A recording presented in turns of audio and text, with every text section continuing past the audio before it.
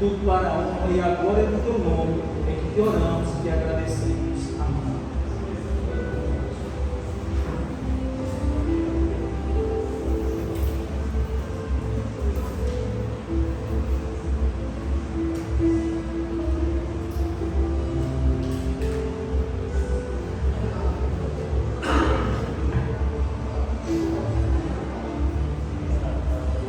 Boa noite, irmãos amados, que a graça do nosso Deus esteja sobre nós para desfrutarmos do santo alimento que procede dele, da sua palavra.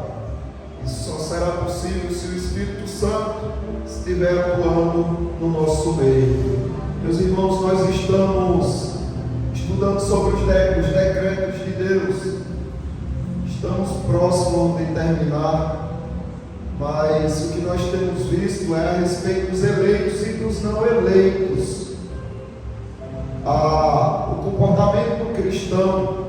Hoje nós vamos ver como é que ele adquiriu a fé em Cristo. Nós vimos semana passada que muitos acreditam que Deus elegeu, escolheu o povo e decretou a salvação desse povo mediante o que ele previu, mediante uma fé preveniente, que ele olhou para o futuro e disse: olha, você vai ter fé, então é você que eu escolho. Isso é um engano, isso é uma mentira. É justamente o contrário.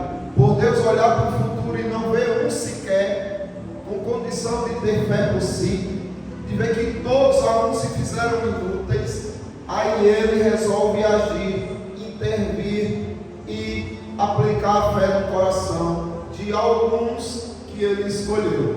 Hoje nós vamos ver a respeito do que muitos dizem por aí de uma fé racional.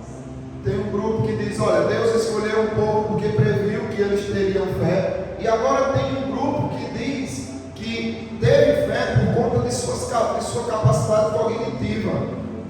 Ele discerniu, pensou, refletiu, pôs na balança e disse: não, faz mais sentido crer do que não crer.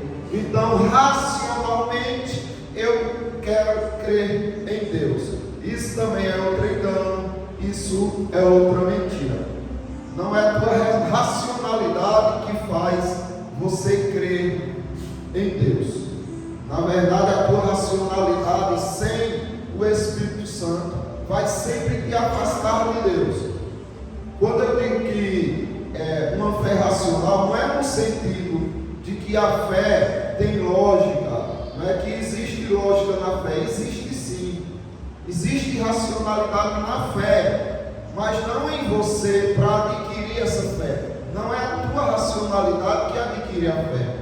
Na verdade, crer em Deus é mais racional, a fé em si ela é mais racional do que a racionalidade humana. Afinal de contas, será que é tão difícil assim acreditar que um ser superior criou as coisas inferiores? Se tudo que você observa de criação, por trás teve o toque de alguém, teve o pensamento de alguém, esses bancos, um carro, um celular, tudo que você observa tem alguém por trás que o criou. Por que não imaginar, já que você vê tudo isso acontecendo, que um ser superior também criou os seres humanos e todas as outras coisas? A própria ciência, ela corrobora com essa fé que o cristão tem. O cristão, ele sabe que a vida só surgiu através de vida. Uma vida superior criou outras vidas, e a ciência diz isso também.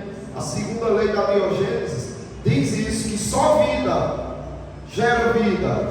Bem, se só vida gera vida, então as coisas vivas deste mundo foram geradas por um ser vivo superior, e não vida jamais gerará vida. E é isso que o ateu, sem perceber, diz na sua fé louca, porque para ser ateu você precisa ter uma fé absurda. Eles dizem que não vida pode gerar vida, Mas como? De onde você tirou isso? Tem alguma evidência, pelo menos, de que não vida gera vida? Não tem, mas eu creio assim. E você tem tantas evidências de que só vida gera vida, então é bem mais fácil acreditar, né? Só que essa fé salvadora, essa fé que Deus concedeu através do seu decreto, ela não veio para você por causa da tua racionalidade, mas ela veio de Deus, que é soberano e infinitamente racional. Fé racional é a que diz o seguinte, né? A fé criadora da opção de Deus. A fé racional é aquela que criou a opção de Deus. Aqui aparece na idade madura e leva o indivíduo a aceitar ou rejeitar o Salvador. Esse tipo de fé que ensinam por aí. Olha, quando você chegar na idade da razão, você vai crer. Antes de você chegar na idade da razão, você não pode crer. Por quê? Porque a fé é algo racional. Você precisa, com tua racionalidade, adquirir essa fé. Fé racional. Quem não professa semelhante fé não tem acesso à vida eterna. Afirmam os defensores da fidúcia suficiente. Então, essas pessoas que acreditam que para ter fé você precisa pensar muito, investigar, e com sua capacidade de pesquisa e de racionalidade você adquire, eles dizem isso, é que você só professa essa fé. Quem não professa essa fé, ele não pode ter acesso à vida eterna. E só uma pessoa na idade madura é que pode fazer assim. Veja só, não é isso que a Bíblia ensina. 1 Coríntios, a primeira epístola de Paulo aos Coríntios, capítulo 2, do 4 ao 16, nós podemos perceber que vai justamente contra esse tipo de pensamento, quando se fala da fé que vem de Deus. A minha palavra e a minha pregação não consistem em linguagem persuasiva de sabedoria, mas em demonstração do Espírito e de poder, para que a vossa fé não se apoiasse em sabedoria humana, e sim no poder de Deus. Quando você pensa que teve fé porque você pesou na balança, olhou e disse, não faz mais sentido ter fé, a minha capacidade me mostra que eu posso ter fé, então eu vou ter fé. Você está se desfazendo da sabedoria e do poder de Deus para se apoiar, se embasar na sabedoria do homem. E ele continua, entretanto, expomos sabedoria entre os experimentados, não porém a sabedoria deste século, mas a dos poderosos desta época, nem a dos poderosos dessa época, que se reduzem a nada. Está vendo essa sabedoria, essa capacidade de raciocinar, se reduz a nada quando diz respeito a entender as coisas de Deus, a conhecer algo a respeito do Deus infinito. Mas falamos a sabedoria de Deus em mistério, outrora oculta, a qual Deus pré-ordenou desde a eternidade para a nossa glória. Então o que Paulo está dizendo é que ele fala os mistérios da sabedoria de Deus, que um dia esteve oculta, mas em Cristo foi revelada essa sabedoria desde a eternidade, isso para a glória da igreja. Sabedoria essa que nenhum dos poderosos desse século conheceu. Se a fé vem através da tua capacidade de raciocinar, então essas pessoas tão inteligentes que argumentam, né, que têm tanto conhecimento, seriam os primeiros a crer em Cristo, não é verdade? Porque se a tivessem conhecido, jamais teriam crucificado o Senhor da glória. Eles não têm como conhecer, e por não conhecerem, eles agem contra, e eles mataram o Senhor da glória, eles crucificaram Jesus Cristo, justamente por não ter capacidade de conhecer esse mistério. Mas, como está escrito, nem olhos viram, nem ouvidos ouviram, nem jamais penetrou em coração humano o que Deus tem preparado para aqueles que o amam. Então observe, ouvidos humanos, coração humano, jamais tem capacidade, por mais raciocínio que tenha, por mais eloquência, conhecimento que tenha, jamais poderá compreender o que Deus preparou para o seu povo. Mas Deus nos revelou pelo Espírito. Então você conhece o que Deus preparou para você. Mas por que você conhece? Você tem uma capacidade cognitiva superior aos outros? Não. Porque Deus te revelou pelo Espírito. Porque o Espírito a todas as coisas prescruta, até mesmo as profundezas de Deus. Porque qual dos homens sabe as coisas do homem, senão o seu próprio Espírito que nele está? É a única coisa que o teu raciocínio, que a tua capacidade cognitiva pode fazer, é conhecer alguma coisa a respeito do homem. Mas a fé diz respeito a Deus. Então, pode descartar qualquer possibilidade do homem através da sua racionalidade e entender quem é Deus. Assim também as coisas de Deus, ninguém as conhece, senão o Espírito de Deus. Ora, nós não temos recebido o Espírito do mundo, por isso que você crê, por isso que você chegou a alcançar a fé, porque você não recebeu o Espírito do mundo, você recebeu o Espírito de Deus, e sim o Espírito que vem de Deus. Para que você recebeu o Espírito que vem de Deus? Para quê? Para que conhecesse o que por Deus te foi dado gratuitamente. Então é uma ação soberana, meus irmãos.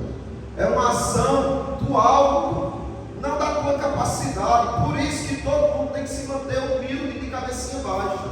Se tiver um médico, um doutor, seja quem for aqui, tem que baixar sua cabecinha e entender que não é nada igual aos demais.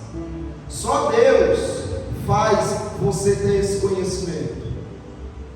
Disto também falamos, não em palavras ensinadas por sabedoria humana, mas ensinadas pelo Espírito, conferindo coisas espirituais com espirituais. E aí ele diz, ora, o homem natural, agora em 1 Coríntios capítulo 2, versículo 14, ora, o homem natural não aceita as coisas do Espírito de Deus. Então vamos lá. O homem natural não aceita as coisas do Espírito de Deus. Como é que a racionalidade dele, enquanto ele era natural, chegou a crer? Como é possível ele ter crido por conta da racionalidade dele, enquanto ele era natural? Se a Bíblia diz que o homem natural não aceita as coisas do Espírito de Deus, porque eles são loucura, e não pode, observe que ele é impotente, ele não tem poder de entendê-las. Por que ele não tem poder de entendê-las? Porque se discernem, elas se discernem espiritualmente, e se ele é natural, ele jamais vai chegar à fé, a não ser que Deus intervenha. Versículo 15 diz, porém, o homem espiritual julga todas as coisas, mas ele mesmo não é julgado por ninguém. Então o mundo jamais vai poder te julgar, porque você foi absolvido por Deus. Quem tentará acusação contra os eleitos de Deus? Quem? Se é Deus que o justifica. Quem será contra nós? Se Deus é por nós. Então o mundo não tem o poder de te condenar, de te julgar. No entanto, você tem o poder de julgar todas as coisas. Por quê? Porque você tem o Espírito, você tem a palavra. Pois, quem conheceu a mente do Senhor, que o possa instruir? Nós, porém, temos a mente de Cristo. Então, o teu discernimento é espiritual. A tua racionalidade é espiritual. Ela não é sem lógica, ela tem muita lógica, ela faz muito sentido. No entanto, pessoas racionais não a adquirem por sua racionalidade, mas por intervenção soberana e divina. Veja, quem é que pode crer no Senhor? Quem são esses que têm essa capacidade de crer no Senhor? Qual é a idade certa, suficiente, para que um ser humano creia em Deus? É com 12 anos de idade que alguém consegue crer? Ah não, uma criança com 6 anos de idade poderia chegar a ter fé? E uma criança de 3 anos poderia crer no Senhor, ter fé? E um bebezinho poderia? Se você acreditar que a fé é algo que depende da tua racionalidade humana e não espiritual, se você acreditar nisso, sua resposta vai ser quando elas começarem a discernir as coisas, entender as coisas, elas vão ter condições de crer. Mas isso é um erro gravíssimo, porque você está dizendo que você só chegou à fé porque você discerniu com tua racionalidade. Veja só, coisas curiosas que a Bíblia diz a respeito da fé nos pequeninos, por exemplo. Os discípulos, eles estavam discutindo entre si quem era o maior. E aí Jesus Cristo pega uma criança, coloca no meio dele, mostra, né, que a criança, todos deveriam se tornar como aquela criança e tudo mais. Depois disso, ele apontando para aquela criança, ele diz assim: qualquer, porém, que fizer tropeçar um destes pequeninos, ele está falando com uma criança, certo? Um destes pequeninos que creem em mim, melhor lhe fora que lhe pendurasse ao pescoço uma grande pedra de moinho e fosse afogado na profundeza do mar. Mateus 18:6. Mas vamos prestar atenção nessa fala de Jesus Cristo. Ele pegou uma criança, coloca do lado dele e diz assim: qualquer que fizer tropeçar um destes pequeninos que creem. Como assim as crianças podem crer em Jesus? Pode sim.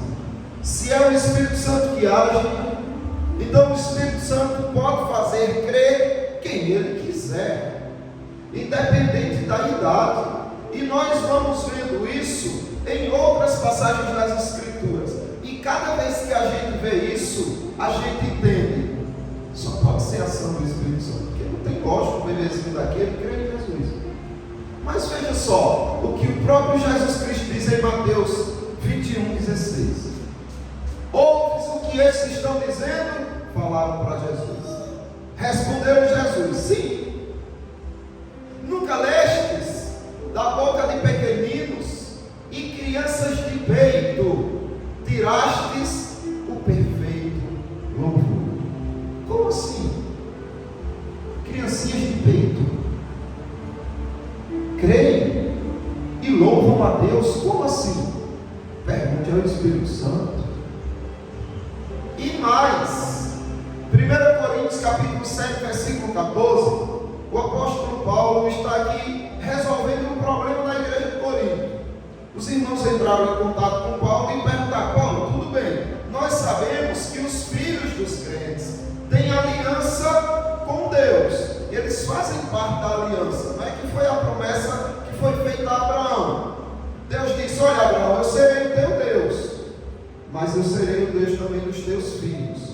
Então a aliança de Deus não foi só com Abraão quando creu, foi com os filhos que ainda nem criam. Aí Deus manda circuncidar, colocar o sinal da aliança em todo macho, e os machos representariam as mulheres, né? O marido representaria a esposa e tal, mas o sinal era aplicado e era a circuncisão, cortava-se o prepúcio. Mas a Bíblia diz em Romanos irmãos, que Abraão creu, e o sinal que ele recebeu da justiça da fé foi a circuncisão, porque creu. Aí Deus diz: olha, circuncide a casa do seu prepúcio e dos seus filhos, com 8 dias de nascido, porque eu sou o teu Deus e o Deus dos teus descendentes. Com 8 dias de nascido, quer dizer que assim, aí esses irmãos já sabiam disso, né? Que um casal de cristão teriam filhos dentro da aliança, que fariam parte da igreja. Só que surgiu uma dúvida, estava uma briga entre eles para saber, e se um não for cristão? Por exemplo, se a esposa, a mulher crente, inventar de casar com o marido incrédulo, ou não for chamada para o evangelho, depois que já está casada com o marido incrédulo, e agora esse filho vai estar na aliança, ele faz parte, porque um é crente e o outro não é. E aí Paulo responde para eles, né? Tanto o marido como a esposa incrédulo, dependendo, né? Um crente e o outro incrédulo, porque o marido incrédulo é santificado no convívio da esposa. Olha, então a esposa crente, no convívio dela com o marido, acaba santificando o marido. E a esposa incrédula é santificada no convívio do marido crente. Olha, que interessante, não é? Para quê? Para o marido incrédulo ser salvo? Não. Para a esposa incrédula ser salva? Não. Para esse motivo aqui. De outra sorte, se Deus não fizesse assim, os vossos filhos seriam o quê? Impuros. Se Deus não intervisse, porque há julgo desigual, se não houvesse uma intervenção de Deus, seu filho de fato nasceria impuro e não faria parte da aliança, nem estaria sendo recebido pela igreja. No entanto, porém, agora eles são o quê? Santos, porque Deus santifica o lar pelo fiel. Ele não deixa em condição impura o filho, a criança, por causa do infiel, mas ele santifica o lar por causa do fiel. E aí está dizendo que seus filhos nascem santos. Mas como assim? Os seus filhos são santos e eles creem em Jesus.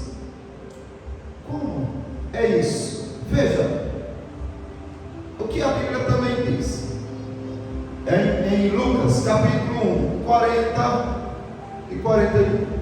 Entrou na casa de Zacarias e saudou Isabel. Então Maria, grávida de Jesus, entrou na casa de Zacarias e saudou a esposa de Zacarias, Isabel.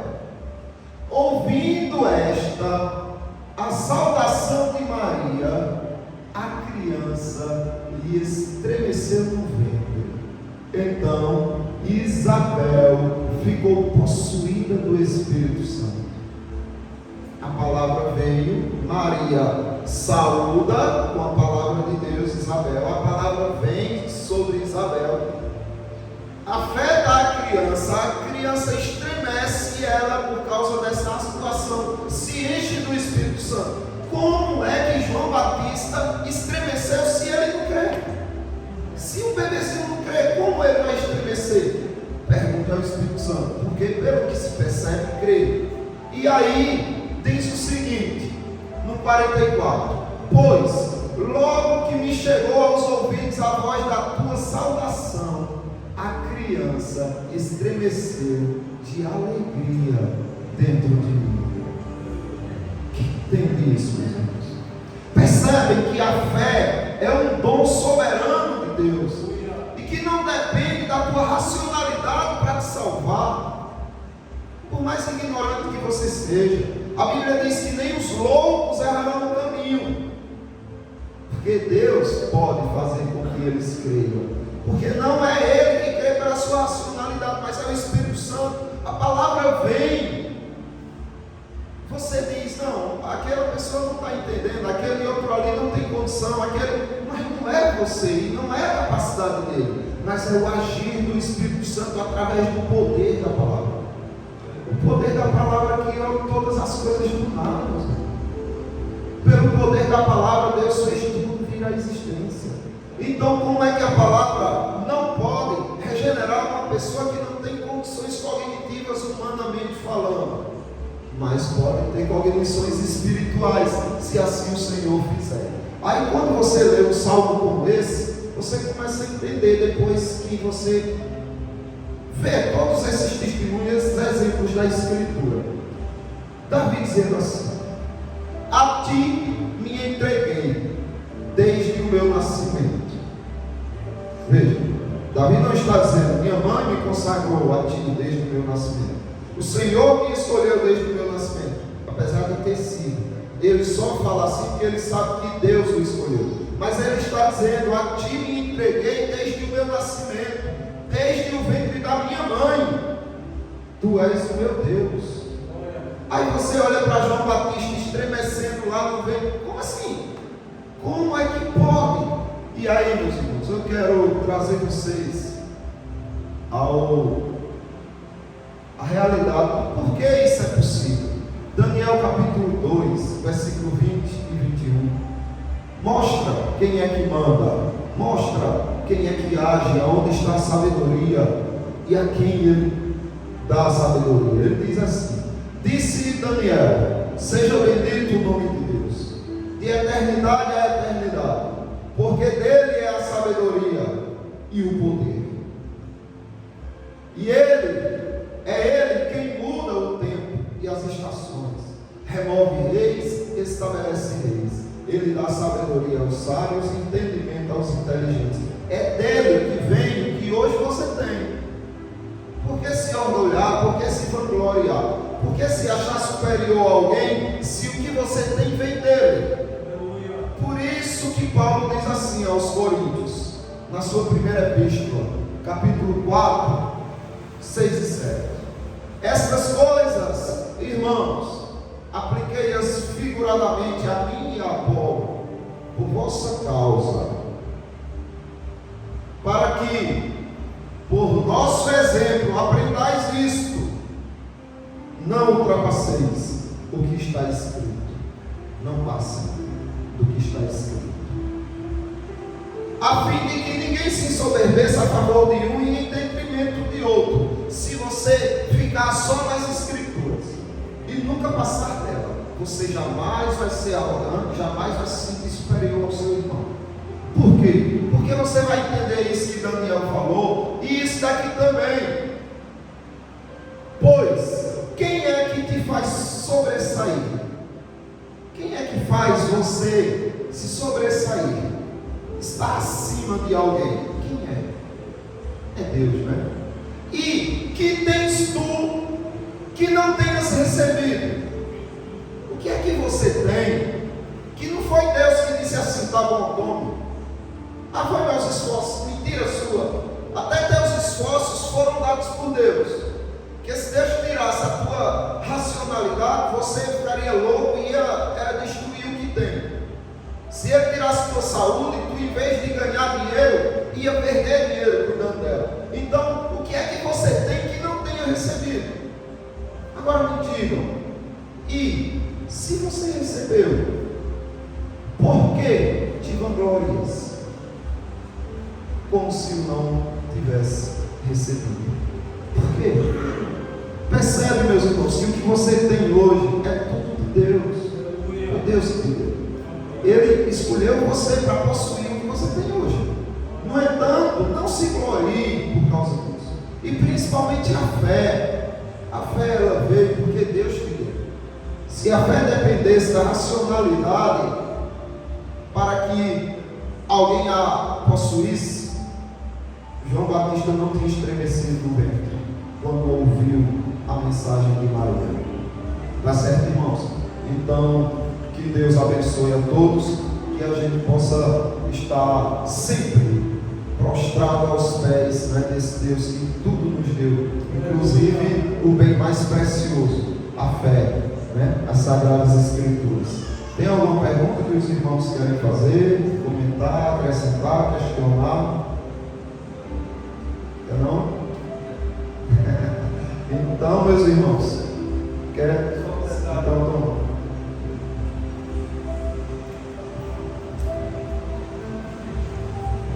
glória a Deus. Só um detalhe, esse detalhe fala assim que